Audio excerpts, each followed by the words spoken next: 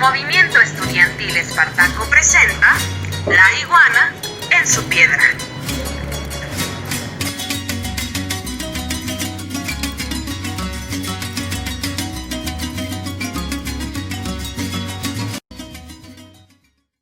¿Qué tal, amigos? Bienvenidos a una nueva cápsula de La Iguana en su Piedra. Estamos muy contentos de que nos estén acompañando. Y bueno, el día de hoy vamos a tratar un tema fundamental para nuestro país. Nos referimos a la privatización y al neoliberalismo. Seguramente ustedes han escuchado que el presidente, también varios funcionarios, varios académicos, se refieren al neoliberalismo como el origen de la mayoría de los males que tenemos en este país. Y bueno, pues esta afirmación no es algo que se diga al azar, no es nada más una consigna, sino que es la realidad. Y hacer un análisis económico, un análisis histórico, sin tomar en cuenta al neoliberalismo, pues lo que provoca es que tengamos un análisis que no es integral y que no explica la realidad. Por eso aquí en La Iguana en su Piedra elegimos hoy discutir sobre ese tema, pero enfocado a tres sectores: el sector de la educación, el sector de la salud y el sector de la alimentación. Entonces, bueno, vamos a empezar con el sector de la el sector de la educación. Pues como ustedes saben, la educación en México ha tenido un proceso de privatización desde el neoliberalismo. ¿A qué me refiero con eso? Es importante reconocer que el mercado educativo en México cuenta con 27 millones de estudiantes. Y bueno, esto quiere decir que vale más de 30,000 millones de dólares anuales este mercado educativo. Entonces, lo que se buscó hacer durante el neoliberalismo, pues fue privatizar tanto las primarias, las secundarias y, por supuesto, las universidades. Y bueno, en este proceso, lo que menos importa es la calidad de la educación. Lo que sí importa es que las inversiones que hagan los empresarios en este rubro, pues les puedan producir ganancias, que les puedan producir utilidades. Entonces, ¿cómo se comenzó, o más bien cómo se afianzó la privatización de la educación en México? Pues con la mal llamada reforma educativa que impuso Peña Nieto en el 2013. Entonces, esta reforma, más que ser educativa, era laboral. ¿Por qué? Pues porque no tenía un carácter pedagógico, sino que estaba orientada específicamente al control laboral de los profesores de primaria y de secundaria.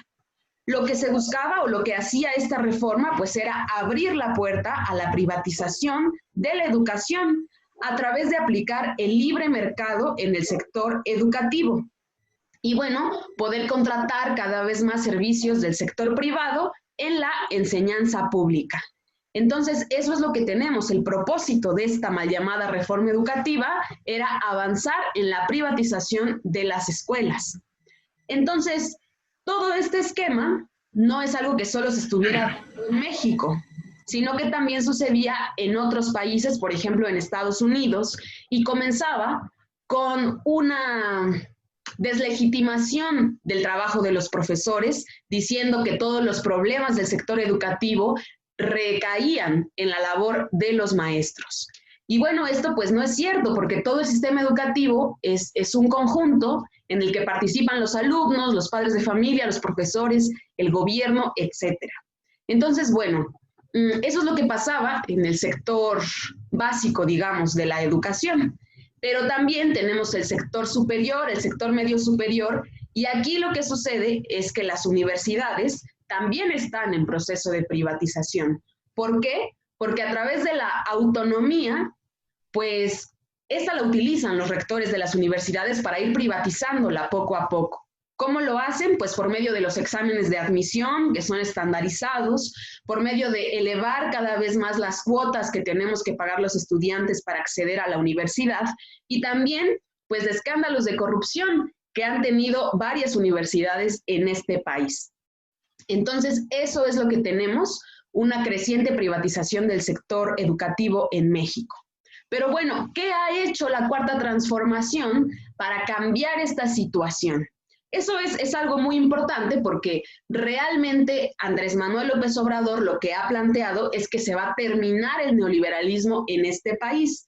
Y bueno, esa no es una decisión o no es algo que vaya a ocurrir de la noche a la mañana. Sin embargo, con los programas que él está aplicando, eso es lo que se busca. ¿Y a qué programas me refiero? Pues primero a las becas para estudiantes, ya que 11 millones de estudiantes mexicanos reciben actualmente una beca Benito Juárez para que puedan acceder a los estudios y para que no los abandonen por falta de dinero. Además de eso, tenemos las universidades públicas Benito Juárez. Se plantea que durante el sexenio se construyan 100 universidades. Ahora en este año van 83 planteles abiertos y 7.500 estudiantes que están estudiando en estas universidades. Lo que se busca es que los estudiantes de las universidades Benito Juárez se arraiguen a sus comunidades y que puedan convertirse en un motor de transformación. Entonces, es importante todo lo que está haciendo el gobierno de la 4T y es muy importante aclarar que no son medidas clientelares, como muchos lo han dicho, sino que son medidas que están ya avaladas por la Constitución desde el 24 de marzo de este año. Entonces, eso es lo que ha sucedido con la educación en México, pero bueno, no solo tenemos ese sector, sino que también está el sector salud. En el caso del sector salud, pues antes ahora sí, del llamado neoliberalismo, sí se tenía un sector moderadamente robusto que no abarcaba en su totalidad a todas las personas que necesitaran servicio médico. Por ejemplo, no abarcaba las comunidades muy lejanas. Muchos sectores de las ciudades pues no estaban contemplados, pero aún así era un sistema que estaba fortaleciéndose porque recibía mucho presupuesto público y, y las universidades año tras año titulaban doctores, enfermeras, que nutrían a la nómina y poco a poco pues se estaba fortaleciendo. Todo lo que pasa es que ese sector pues se empezó a descuidar, se empezó a atentar contra los derechos laborales de los trabajadores de la salud, recortes presupuestales, eh, entrega de contratos a empresas, a hospitales privados, lo que generó a la larga que el sector salud pues fuera perdiendo fuerza, fuera perdiendo esa capacidad para poder atender a más personas, a pesar que seguía teniendo el gobierno pues pues inversión en el sector sanitario y tendría instituciones públicas. Aún así, pues no eran suficientes porque también no había suficientes médicos, porque no se estimulaba que se titularan más doctores, ahí relacionado con el sector educativo, y pues había mucho favoritismo en los contratos. También gran parte del problema del sector salud, pues son precisamente eso, los contratos para comprar equipo, para construir hospitales y para comprar medicamentos. Como México no produce en su totalidad esto, pues tiene que comprar las empresas privadas. Entonces lo que pasaba es que como, como costumbre en casi todo lo que hace el gobierno, pues tiene favoritismo, tiene actos de corrupción, sobornos con empresas, con privados, que a cambio de un dinero a un político, pues pues da contratos a alguien. Entonces, pero no forzosamente esos contratos son los mejores, generalmente son malos. Por eso es que lo que el empresario le da al político, pues se le ahorra en los gastos, pues porque no siempre esos contratos pues son de un buen producto, un buen servicio. Y así se lo ha pasado México durante mucho tiempo. Entonces, cuando llega este gobierno, pues se encuentra un sector sanitario en decadencia, con muchos hospitales inconclusos que se empezaron a construir como para dar apoyo a una campaña política, para dar prestigio a un político, para hacer actos proselitistas, pero no, la intención no era construir. Y otros que estaban ya terminados, pues no tenían equipo, no tenían personal suficiente. Entonces, cuando se llega, se encuentra un sector desprotegido. En la vida cotidiana, pues se habla mal del IMSS, del INSTE, que pues, pues que prácticamente vas a morirte ahí, porque pues está tan mal la percepción de la salud pública, precisamente por esto. Pero es porque no se le ha atendido como debe ser, porque los recursos sí hay muchos recursos, y ahora con que se está combatiendo la corrupción, tanto que se ha invertido sin pedir prestado, pues nos damos una idea de el nivel de corrupción, y que sí había recursos, lo que no había era voluntad política. Ahora, ¿qué pasa en el tema específico de los medicamentos? Pues los medicamentos a nivel mundial es un gran negocio, porque todos en algún punto nos enfermamos o necesitamos tratamiento. Entonces, quien controle ese mercado, pues va a tener asegurado mucha ganancia. En este caso, las farmacéuticas, pues como son las únicas que producen el medicamento, tratamientos, pues han hecho contratos muy amañados con el gobierno, que tienen una exclusividad. O sea, el gobierno tiene que comprarle forzosamente a ciertas empresas a tal precio. Y generalmente son precios muy altos. Si en el mercado te lo encuentras a 2 pesos, por ejemplo, el ácido acetil salicílico, la aspirina o paracetamol, estas te lo venden a 5. Entonces el gobierno justifica eso porque es la calidad, son los precios. Pero no, o sea, en el sector salud hay mucha corrupción. Bueno, había mucha corrupción. Entonces, lo que pasó cuando el gobierno empezó a involucrarse en este tema es que hubo un desabasto artificial de medicamentos en algunos lugares. Pero era precisamente porque esas empresas hicieron esa presión, porque pueden hacerla, porque no hay alguien, a pesar de que están los contratos, pueden, por ejemplo, parar su producción y no tener. Entonces, o simplemente no querer comprarla, no querer venderla. Entonces México pues el gobierno tiene una desventaja, porque quien toma las decisiones son ellos, porque realmente les molestó que se metieran con esos intereses, porque ya no se permite la corrupción. Entonces, ahora con el gobierno que acaba de anunciar que va a comprar medicamento en el extranjero,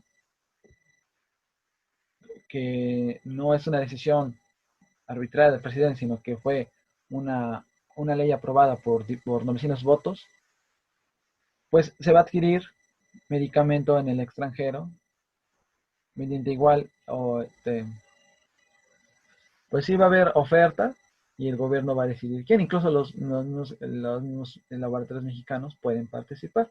Esto no es como para atentar contra intereses de la industria mexicana, que va a haber desempleo y todo eso, sino que pues México necesita garantizar más que nunca pues tener acceso a medicamentos, a una posible vacuna contra el COVID, y, y si se puede reducir el precio, pues mucho mejor, porque así puede lo que ahorre invertirlo en otras deficiencias del sector salud.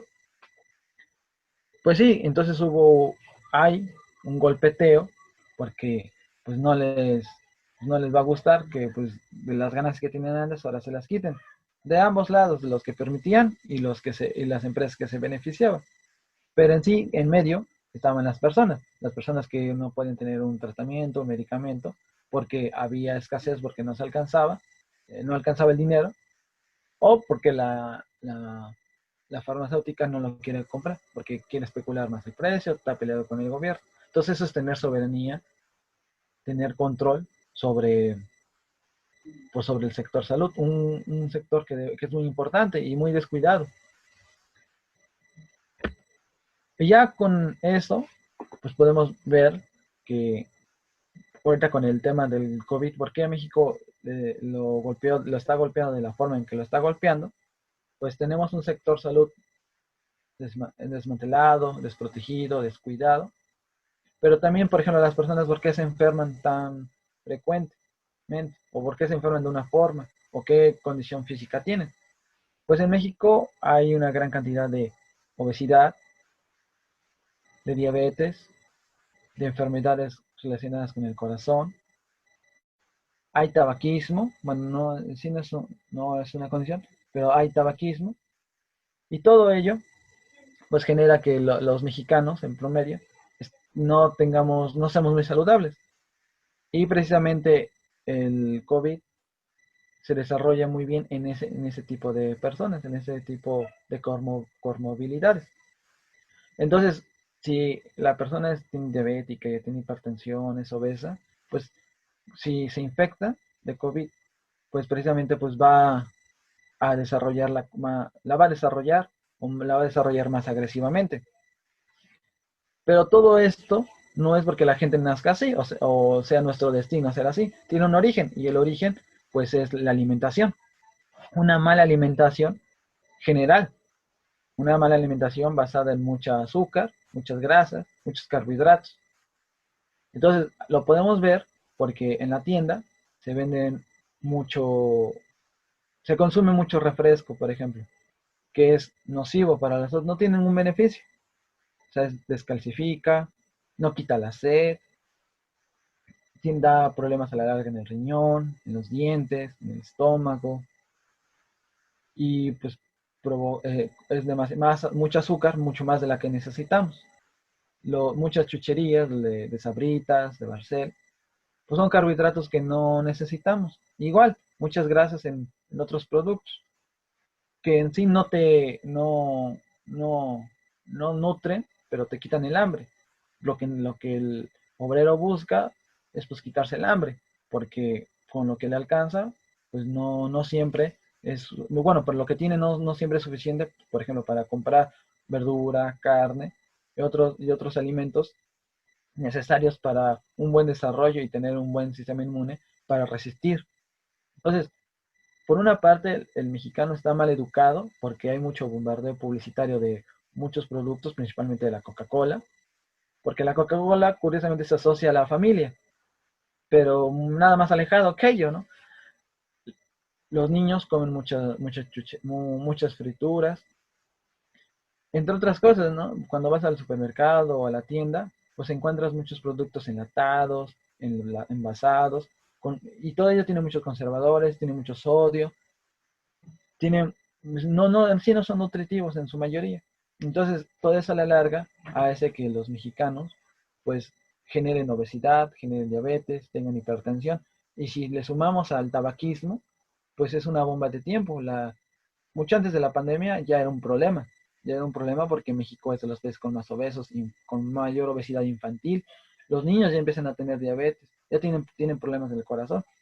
Entonces esto, pues, es un problema muy complejo, que es resultado, pues, de lo que se conoce como una dieta neoliberal. O sea, si antes del neoliberalismo sí había, no hay que como fantasear que antes del neoliberalismo no existían problemas, sí había desnutrición, gente se murió de hambre, pero lo que hizo el neoliberalismo fue acrecentar más esos problemas. Entonces, si antes la gente pues comía más frijol, más maíz, pues ahora con la introducción de que marcas extranjeras o igual marcas nacionales, pues se imponen comer ciertos productos, no porque te obliguen, sino porque para lo que te alcanza y con el alcance que está, pues lo compras. Entonces, entonces se tiene que, por ejemplo, por un lado se tiene un sector médico deficiente que se está recuperando y se tiene una mala alimentación. Entonces, obviamente la población mexicana pues estaba muy descuidada y la gente es de lo que más se muere en México por la mala alimentación, lo que deriva de todo ello. Incluso sí da para un tema más largo, o sea, explicarlo bien, que por qué ciertos alimentos son nocivos, por qué decir, por ejemplo, que la Coca-Cola es un veneno embotellado. Pero sí, eso a lo mejor lo podemos explicar incluso un programa para el sábado. Pero en general, pues es eso, que la privatización por ejemplo, del campo, de no el apoyo a ciertos grupos de alimentos, el favoritismo a ciertas marcas, pues ha generado en los mexicanos, pues, a gente desnutrida y no forzosamente delgada. Entonces, pues así se tiene. Así, digamos, ese es el panorama de la mala alimentación en México. Pues todo lo que menciona Ernesto nos da paso a poder platicar, discutir esta cuestión de la privatización del sector alimentario, porque sí es cierto que en México hay 70% de la población sufre obesidad. Y bueno, pues esto no es por una decisión individual de que la gente pues no se cuide, que quiera estar obesa, etcétera. Sí influye, pero lo que más influye pues son los productos a los que tenemos acceso, el precio de esos productos alimenticios a los que tenemos acceso, el abandono al campo, por ejemplo. Entonces, todos estos factores son los que han determinado que la alimentación del mexicano pues sea así.